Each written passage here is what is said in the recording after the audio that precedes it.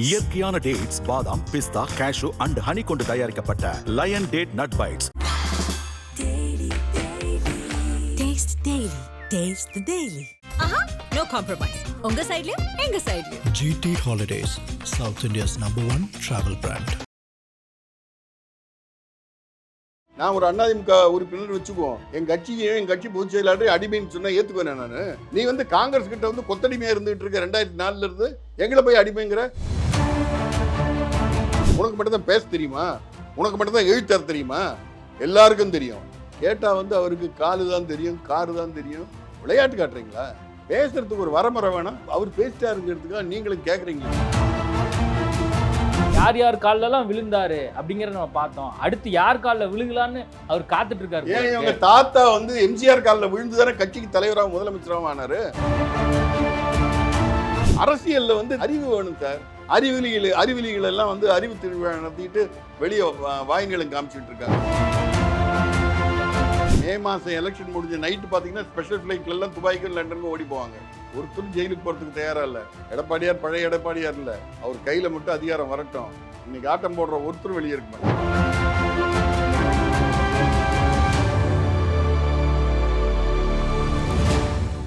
IBC Tamil நேயர்களுக்கு வணக்கம். இன்றைய சிறப்பு நேர்காணலில் நம்மோடு இணைந்திருக்கிறார் மூத்த பத்திரிகையாளர் சத்யாலயா ராமகிருஷ்ணன் அவர்கள். வணக்கம் சார். வணக்கங்க. எடப்பாடி பழனிசாமி இப்போ அடுத்த கட்டமா அதிமுகவை எப்படி வழி நடத்த போறாரு? கட்சியை அவர் வழி நடத்தல. கட்சியை அந்த கட்சியினுடைய தொண்டர்கள் வழி நடத்திட்டு இருக்காங்க. அவர் செயல்பட்டுக்கிட்டு இருக்காரு. கட்சியை ரீவேம் பண்ற பணியில எதுவும் இருக்காரா? 45 வயசுக்குள்ளவங்க தான் முக்கிய பொறுப்பு கொடுக்கணும் அப்படிங்கிற மாதிரியான விஷயங்கள்லாம் பேசப்படுறதா ஒரு தகவல். எங்க திமுக இல்ல திமுக தான் பேசுறாங்க. ஏன்னா உதயநிதிக்கு ஜால்ரா போடுறதுக்கு ஆள் வேணுங்கிறதுக்காக திமுக தான் 45 வயசுக்குள்ள இருக்கிறவங்க இருக்கணும். பெரிய ஆள்லாம் இருந்தா பையனை மதிக்க மாட்டாங்கன்னு அங்க பேசிட்டு இருக்காங்களே தவிர இல்ல பெரியவங்களெல்லாம் கொஞ்சம் வயசானவங்க எல்லாம் நீங்க கொஞ்சம் இருங்க, இளைஞர்களுக்கு வாய்ப்பு கொடுப்போம் அப்படிங்கிற மைண்ட் செட்டப்ல இருக்காரா எடப்பாடி பழனிசாமி? இப்ப பொன்னையன் இருக்காரு. அவரு 20 வயசு வெள்ளை பையனா? கட்சியினுடைய அவைத்தலைவர் தமிழ்மகன் உசேன் இருக்காரு. அவருக்கு என்ன 15 வயசா? சார், அதிமுகவை பொறுத்த வரைக்கும் தலைவர் காலத்திலேருந்து இன்னைக்கு வரைக்கும் சார் முதியவர்களும் இளைஞர்களும் நடுத்தர வயதானவர்களும் ஒருங்கிணைந்து தான் பயணிச்சுக்கிட்டு இருக்காங்க. கட்சி பணியாற்றிக்கிட்டு இருக்காங்க. அவங்களாம் இங்கே திமுகவில் கருணாநிதி இருக்கும்போது ஸ்டாலினுக்கு எவனும் சாலாம் போட மாட்டான்னு அன்பழகன் உட்பட எல்லாரையும் ஓரங்கட்டி, ஆற்காடு வீராசாமியெல்லாம் ஓரங்கட்டி ஒரு கூட்டத்தை பொன்முடி மாதிரி கூட்டத்தை கூப்பிட்டு அந்த கூட்டம் ஜல்ரா போட்டுக்கிட்டு இருந்து இன்னைக்கு இவங்களெல்லாம் ஓரங்கட்டிட்டு மகேஷ் அன்பில் புழியாமொழி மாதிரி ஆளுங்களை கொண்டு இவனுக்கு ஸ்டாலினுக்கு உதயநிதி ஸ்டாலினுக்கு உறுதுணையாக இருக்குன்னு ஒரு கோஷ்டியை கொண்டுறாங்க. இந்த மாதிரி வித்தை எல்லாம் அதிமுக ஆரம்பிச்சிருந்து இன்னைக்கு வரைக்கும் கிடையாது.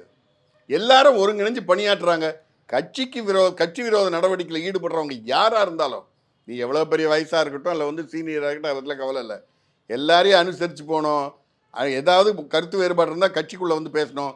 நீ ரோட்டில் போகிறது இங்கேருந்து எதுக்கு சார் நீங்கள் தனியாக பொதுச் செயலாளர் இதுக்கு போனார்ல தேவர் நினைவிடத்துக்கு, அவர் கூட போகலாம்ல. ஏன் அவர் நீங்கள் வந்தீங்கன்னா காரில் ஏற்ற மாட்டேன்னு சொல்கிறாரா?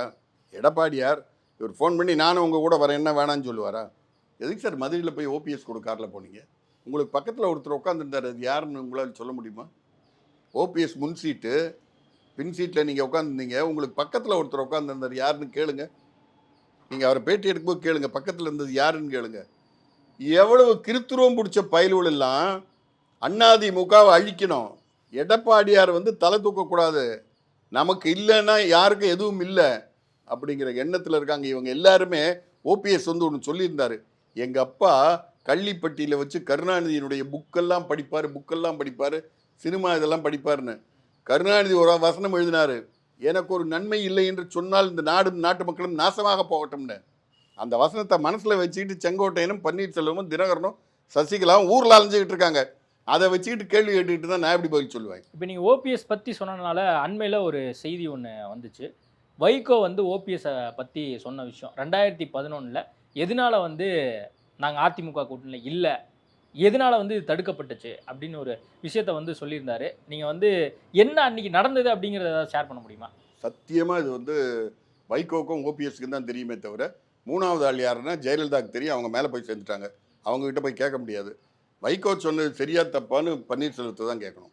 இங்க இருக்கிற யாருக்கு இந்த சீட்டு 12 அப்படின்லாம் 12 யாருக்கு? அது அதிமுக அம்மா மாத்தி சொல்லிட்டாரு அப்படிங்கிற விஷயம் சார். இதெல்லாம் அவங்க 2 பேர் தான் உண்மையை சொல்லணுங்கிற சார். நம்ம இப்போ ஒரு உதாரணத்துக்கு சொல்கிறேன். நிறைய பேர் கேசிப் எழுதுவாங்க. எடப்பாடியாரும் அமித்ஷாவும் உட்காந்து உள்ள அதை பேசினாங்க இதை பேசினாங்கன்னு எழுதுவான். ம் 2 பேரில் எவனா பார்த்துருப்பான ஒருத்தனும் கிடையாது. எழுதுறவங்க எவனும் உள்ள இல்லை. பேசினா 2 பேரில் தான் ஒருத்தர் சொல்லணும். அவங்க 2 பேரும் சொல்ல போகிறதில்ல. உனக்கு எப்படி தெரிஞ்சுது சார்? Closed door sir. நம்ம 2 பேரும் பேசுகிறோம் சார். இவங்க 2 பேரும் வெளியே போய் இவங்க சர்மாவும் சத்யாலேயே அவன் இதாக தான் பேசினா இதை தான் பேசினா அவங்களுக்கு எப்படி தெரியும்? ஒன்று நீங்கள் சொல்லியிருக்கணும், இல்லை நான் சொல்லணும். 2 பேரும் அது மாதிரி பன்னீரும் வைகோவும் இதில் தெளிவுபடுத்த வேண்டியது யாருன்னா, ஜெயலலிதா இல்லை, ஜெயலலிதா கூடவே இருந்து அத்தனையும் தெரிஞ்ச சசிகலா சொல்லட்டும். நீங்கள் 2006 தேர்தல் சார், திருச்சியில் திமுக மாநாடு சார். திமுக மாநாட்டில் கலந்துக்கிறதுக்கு வைகோவும் திருமாவளவனும் போகிறாங்க சார். அவங்க கட் அவுட்லாம் வச்சாங்க சார். மேடையிலாம் அவங்க படம் வச்சாங்க சார். போயிட்டே இருந்தவங்க பாதி தூரத்தில் திரும்பி ஓடி வந்து போயஸ் கார்டில் வந்து அதிமுக கூட அலைன்ஸ் வச்சுக்கிட்டாங்க. அன்னைக்கு வைகோ எதுக்காக அதை பண்ணார்? இவர் இங்கே வந்தாங்கன்னு தெரிஞ்ச பிறகு அந்த மாநாட்டுக்கு வச்ச படங்கள் கட் அவுட்லாம் ரிமூவ் பண்ணாங்க. அதில் வைகோ வந்து சொல்கிறாருன்னு சொன்னால் அன்னைக்கு நான் கேட்குறேன், ஜெயலலிதா தரேன்னு சொன்னாங்கல்ல, உங்களுக்கு அன்னைக்கு வந்து அந்த அம்மா கொடுத்த மரியாதை வந்து வேறு யாரும் கொடுத்துருக்க மாட்டாங்க. நீங்கள் எங்கேயோ ஒரு நடைபயணம் போகிறீங்க, இந்த அம்மா அந்த பக்கமாக போகிறது வண்டியை திருப்பிட்டு வந்து வண்டியை நிறுத்தி என்னென்ன நடக்கிறீங்க, உங்கள் உடம்புக்கு ஆகாதுன்னு கேட்டவங்க. உங்களுக்கு ஃபோன் நம்பர் அவங்க கொடுத்துருக்காங்க. ஃபோன் பண்ணி என்னம்மா பன்னீர்செல்வம் இப்படி சொல்கிறாரு, எனக்கு வந்து நான் கேட்டது இவ்வளோம்மா தரேன்னு சொல்லி நான் அவர்கிட்ட கேட்க வேண்டியதானே? சரி வேணாம், பல விஷயங்களில் சசிகலாட்ட நின்று ஒரு வைகோ அந்த மாட்டி கேட்டிருக்க வேண்டியதானே? நேரடியாக ஃபோன் பண்ணி கேட்டிருக்க வேண்டியதானே? இன்றைக்கி சொல்கிறாருன்னு சொன்னால் எதுக்கு சொன்னாருன்னு தெரியாது, அன்றைக்கி எது நடந்துன்னு உங்களுக்கும் தெரியாது, எனக்கும் தெரியாது. ஆகையில் இதை பற்றி பேசுகிறதே சரியில்லை. இப்போ அண்மை காலமாக வந்து உதயநிதி ஸ்டாலின் வந்து எடப்பாடி பழனிசாமியை நிரந்தர பொதுச் செயலாளர் இவர் இருந்தாருன்னா கண்டிப்பாக நம்ம 2026 ஜெயிச்சிடலாம் அப்படிங்கிற ஒரு விஷயத்த வந்து தொடர்ந்து சொல்லிகிட்டே இருக்காரு சார். அவருக்கு நம்பிக்கை தானே சார். ஆட்சியில் வந்துட்டாங்க, 4.5 வருஷம் அவங்க என்னென்ன பண்ணாங்கன்னு அவங்களுக்கே தெரியும். நாங்கள் ஜெயிப்போம் அப்படிங்கிறார். அதைத்தான் சார் நானும் சொல்கிறேன். அவங்கள பற்றி அவங்களுக்கு நல்லா தெரியும். அவங்க ஜெயிப்பாங்களா ஜெயிக்க மாட்டாங்களாங்கிறது அவங்களுக்கு நல்லா தெரியும். 4.5 வருஷம் அவங்க ஆட்சி எப்படி நடந்ததுங்கிறது அவங்களுக்கு தெரியும். இந்தி கூட்டணி தோக்க போகுதுன்னு தெரியும், வாக்கு திருட்டுன்னு சொல்லிட்டு இருந்தாங்க. இவங்க தோக்க போகிறோன்னு தெரிஞ்சு தான் இப்போ என்ன சொல்லிகிட்டு இருக்காங்கன்னா, இங்கே வந்து வாக்கு திருட்டு வேறு என்னென்ன சொல்கிறாங்களே, என்ன சொல்கிறாங்க, சாருனாலே அவங்களுக்கு அத்தியில் கிஸ்தி கிடைக்குது, பதறது அலறுது. சாருன்னு சொன்னாலே அலறாங்க. எதுக்குன்னு தெரில, எந்த சாருக்காக அலறாங்கன்னு தெரில. அது விட்டுருங்க. எஸ்ஐஆர்னா அதுக்கு எதுக்கு நீ அலற? நீ தானே சொல்கிற வடநாட்டுக்காரெல்லாம் இங்கே வந்துட்டான், பீகார்காரெல்லாம் இங்கே வந்துட்டான், இங்கே வந்து எல்லோரும் இருக்காங்கன்னு சொல்கிறல்ல. இதில் வந்து பீகார்காரன் வந்து டபுள் என்ட்ரி வச்சுருந்தானே அவனை இங்கேருந்து நீக்கிட்டு போகிறாங்க சார். பீகார்காரன் பீகாரில் ஒரு ஓட்டு, தமிழ்நாட்டில் ஒரு ஓட்டுன்னு வச்சுருந்தானே இதில் கண்டுபிடிச்சிருவாங்க. கண்டுபிடிக்கும்போது நீக்கிட்டு போகிறாங்க. நீ எதுக்கு அலற? உனக்கு எதுக்கு பதற்றம்? கள்ள ஓட்டை தானே சார் நீக்க போகிறாங்க, டபுள் என்ட்ரியை நீக்க போகிறாங்க. செத்து போகிறவங்கள இப்போ கருணாநிதிக்கு வந்து போயிட்டார், அவர் பேர் ஓட்டர் லிஸ்ட்டில் வச்சுட்டு திரும்ப யாரையும் விட்டா ஓட்டு போட வைக்கணும்னு நினைக்கிறீங்களா? உங்கள் எண்ணம் என்ன? நீங்கள் 4 வருஷத்துக்கு ஒரு தடவை 5 வருஷத்துக்கு ஒரு தடவை இந்த வாக்காளர் பட்டியல் திருத்தம் நடக்க தான் செய்யுது, நடக்காமையா இருக்கு? இல்லை பல்கா வந்து நிறைய பேரை வந்து நீக்கிடுவாங்க. எப்படி நீக்க முடியும்? இப்போ நீங்களே நானும் இருக்கோம்.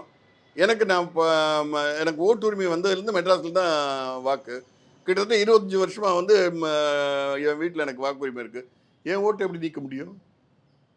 எப்படி சார் நீக்க முடியும்? எனக்கு வந்து ஆலந்தூரில் ஒரு ஓட்டு, டெய்லைட்ஸ் ரோட்டில் ஒரு ஓட்டுன்னு இருக்குன்னா ஏதோ ஒரு ஓட்டை நீக்குவாங்க. அதுக்கு தான் பார்க்கணுமே தவிர. சரி நான் கேட்குறேன், பல்கா நீக்கிறதுன்னு சொன்னால் மு.க. ஸ்டாலின், உதயநிதி ஸ்டாலின், துர்கா ஸ்டாலின், செல்வி ஸ்டாலின், சபரீசன், இவங்க இதெல்லாம் பல்காக நீக்கிடுவாங்களா? நீக்குவாங்களா சார்? நீக்கணும்னு எல்லாத்தையும் தான் நீக்கணும். சில நேரத்தில் நீங்கள் பார்த்தீங்கன்னா நம்ம பேர் ஓட்டர் லிஸ்ட்லாம் இருக்கும். போலிங் பூத்தில் போகும்போது அவங்க ஒரு ஓட்டர் லிஸ்ட் வச்சுருப்பாங்க. அதில் வந்து ஒரு பிங்கில் அடித்து வச்சுருப்பாங்க. அடித்து வச்சுட்டு உங்களுக்கு ஓட்டு இல்லைன்னுவாங்க. நீங்கள் கார்டு வச்சுருப்பீங்க, ஓட்டர் லிஸ்ட்டில் பேர் இருக்கும், இவன் பிங்கில் அந்த இடத்துல நம்மளால் ஒன்றுமே பண்ண முடியாது, சேலஞ்ச் தான் பண்ண முடியும். இந்த மாதிரி கோல்மால் பண்ணியே ஜெயிச்சு ஆட்சிக்கு வந்த கட்சி திமுக. அந்த பூத்தில் உட்காடுறாங்கல்ல அவங்க டீச்சரு, இவங்க போக்குவரத்து அரசு ஊழியர்கள் எப்போவுமே வந்து திமுக ஆதரவாக இருக்காங்க. இவங்க பண்ணுற கோல்மாலால் தான் இது வரைக்கும் திமுக ஜெயிச்சுது. இந்த கோல்மால் இனிமேல் நடக்காதுன்னு தெரிஞ்ச உடனே தோற்றுருவோங்கிற பயத்தில் அலறிட்டு இருக்காங்க. திமுக சார்பாக அறிவு திருவிழா அப்படின்னு சொல்லி அவங்க நடத்துகிறாங்க. கடந்த 2 நாளாக நடந்துட்டு இருக்கிறத நம்ம பார்க்குறோம். இந்த மாதிரி தருணத்தில் உதயநிதி ஸ்டாலின் ஒரு முக்கியமான வேர்டை பயன்படுத்துகிறார். நம்ம அறிவு திருவிழா நடத்துகிறோம், அதிமுக வந்து அடிமை திருவிழான்னு தான் நடத்தணும். என்ன திருவிழா? அடிமை திருவிழா பாஜகவுக்காக. கரெக்டாக காயின் பண்ணியிருக்காரு. காங்கிரஸினுடைய அடிமை வந்து அறிவு திருவிழா நடத்துது, சுய சிந்தனையாளரை வந்து அடிமை திருவிழான்னு சொல்லிட்டு இருக்க நீ. ஆனால் எனக்கு ஒரு சின்ன சந்தேகம், அறிவு திருவிழா யாருக்காக நடத்துவோம் சொல்லுங்க சார்? யார் நடத்துவாங்க சார் அறிவு திருவிழா? அறிவில்லாதவனுக்கு அறிவாளி வந்து திருவிழா நடத்த சொல்லி கொடுப்பான். உன்னுடைய வயசு, உன்னுடைய அனுபவம், எதிராளியுடைய இதெல்லாம் பார்த்து பேசணும். வாய்க்கு வந்தபடி இஷ்டத்துக்கு பேசினா என்ன அர்த்தம்? என்ன சார் அர்த்தம்? இன்னைக்கு அதிமுக காரன் நின்று உங்கள் அப்பாவுக்கு வந்து 72 வயசு ஆகி போச்சு. உதயநிதியுடைய அப்பாவுக்கு 72 வயசு ஆயிடுச்சு. நேற்று திருச்சியில் வந்து ஒன்று ஆரம்பித்தார், அன்பு சோலை. அதில் இருக்கிற முதியோர்களுக்கெல்லாம் நல்லது பண்ணுறதுக்குன்றது அன்பு சோலை. அந்த முதியோர்களெல்லாம் வச்சு இவர் கேரம் போர்டு ஆடுறாரு. இவர் என்ன சங்கர் சர்மா மாதிரி இளையவரா? 72 வயசு முதியோர் இல்லையா? ஒரு முதியவர்களுக்கு வந்து அன்பு சோலை திட்டத்தை துவக்கி வைத்தாரு, போடுங்களேன் பார்ப்போம். அதை வச்சு ஒரு விவாதம் நடத்துங்களேன். இது மாதிரி பேச ஆரம்பிச்சா உங்களால் தாங்க முடியுமா? முதல்ல அறிவு இருந்தா அடுத்தவங்களை மதிக்க கத்துக்குவேன். என்ன தப்பா சொல்ல? நான் கேட்கிறேன் அது எப்படி? நான் ஒரு அதிமுக உறுப்பினர் வச்சுக்குவோம், என் கட்சி பொதுச் செயலாளர் அடிமைன்னு சொன்னா ஏத்துக்குவேன் நான்.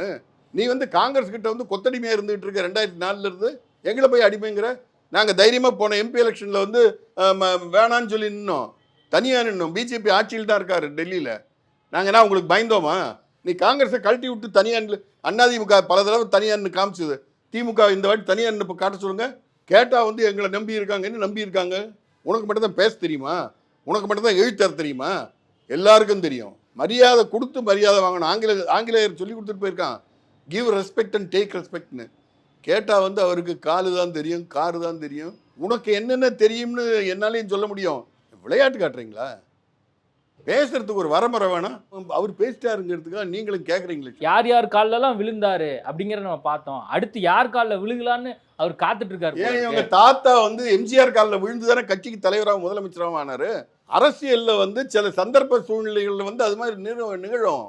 நம்மளை விட வயசில் பெரியவங்க கால் தொட்டு கும்பிடுறது தப்பு இல்லை. இன்னைக்கு ஊரில் இருக்கிற மூதேவி 70 வயசு 80 வயசு 65 வயசுலாம் உதயநிதி காலில் தொட்டு கும்பிடுறானே, விஷுவல் வருது. எதுக்கு சார் தொட்டு கும்பிடுறான்? வேணான்னு சொல்கிறாரா? எந்த மேடைக்கு போனாலும் திமுக காரன் எம்எல்ஏலேருந்து அத்தனை பேரும் கால் தொட்டு கும்பிடுறான். அரசியலில் வந்து இது வேணும் சார், அறிவு வேணும் சார். அறிவிலிகள் எல்லாம் வந்து அறிவு திருவிழா நடத்திட்டு வெளியே வாயின்களும் காமிச்சிட்டு இருக்காங்க. அதை எப்படி ஏற்றுக்க முடியும்? யாராத்தாலும் ஏற்றுக்க மாட்டாங்க. இப்போ எனக்கு வர்ற இதே கோவம், எனக்கு வந்து தனிப்பட்ட முறையில் கோவம்லாம் கிடையாது. நீங்கள் கேட்குற கேள்விக்கு நான் ரியாக்ட் பண்ணுறேன். யாராக இருந்தாலும் நாங்கள் எப்படி சொல்லுவாங்கிறது சம்மந்தப்பட்டவங்க எப்படி சொல்லுவாங்க. அவர் எடப்பாடியாருக்கு கோவம் வருமா வராதா? நேற்று பேட்டி எடுக்கும்போது கூட கோயம்புத்தூரில் பேட்டி அளிக்கும்போது ஏதோ சொன்னாராமா, அப்படி சொல்லியிருக்கக்கூடாது. அவர் சரியாக பதில் சொல்லலை. லுச்சா பயல் உள்ள தெரியுறாங்க திமுக காரன் அத்தனை பேரும். இத்தனை வருஷம் ஆட்சியில் இருந்திருக்க, இவ்வளோ பெரிய கட்சி, அண்ணா உருவாக்கின கட்சி வந்து உங்கள் அப்பா கவலைகிறம் பண்ணி உங்கள்கிட்ட கொடுத்துட்டு போயிருக்காரு. இவ்வளோ பேர் உங்களை நம்பி இருக்காங்க. அந்த கட்சியினுடைய தரத்தையே குறைக்கிற மாதிரி தானே மேடையில் பேசிக்கிட்டு இருக்காங்க. இதெல்லாம் வெளியே தெரியலையா? மக்கள் பார்த்துக்கிட்டு இருக்காங்க. இவங்க 1000 சொல்லலாம் சார், நாங்கள் திரும்ப ஆட்சிக்கு வருவோம், எங்களை விட்டா ஒன்றும் இல்லை, இவங்க அடிமையாக இருக்கிற வரைக்கும் நாங்கள் தான், அவர் பொதுச் செயலாளராக இருக்கிற வரைக்கும் நாங்கள் தான். இன்னும் நாங்கள் தான். அடுத்த வருஷம் மே மாதம் எலெக்ஷன் முடிஞ்ச நைட்டு பார்த்தீங்கன்னா ஸ்பெஷல் ஃப்ளைட்லலாம் துபாய்க்கும் லண்டனுக்கும் ஓடி போவாங்க. ஒருத்தரும் ஜெயிலுக்கு போகிறதுக்கு தயாராக இல்லை. எடப்பாடியார் பழைய எடப்பாடியார் இல்லை. அவர் கையில் மட்டும் அதிகாரம் வரட்டும். இன்னைக்கு ஆட்டம் போடுற ஒருத்தரும் வெளியே இருக்க மாட்டாங்க. ஓகே சார், நிறைய விஷயங்கள் குறித்து பேசியிருக்கோம். நேர்காணல் கொடுத்ததுக்கு மிக்க நன்றி. இயற்கையான டேட்ஸ், பாதாம், பிஸ்தா, கேஷு அண்ட் ஹனி கொண்டு தயாரிக்கப்பட்ட Lion date nut bites. Taste the daily. No compromise. உங்க சைடுலயும் எங்க சைடுலயும். GT Holidays, South India's #1 travel brand.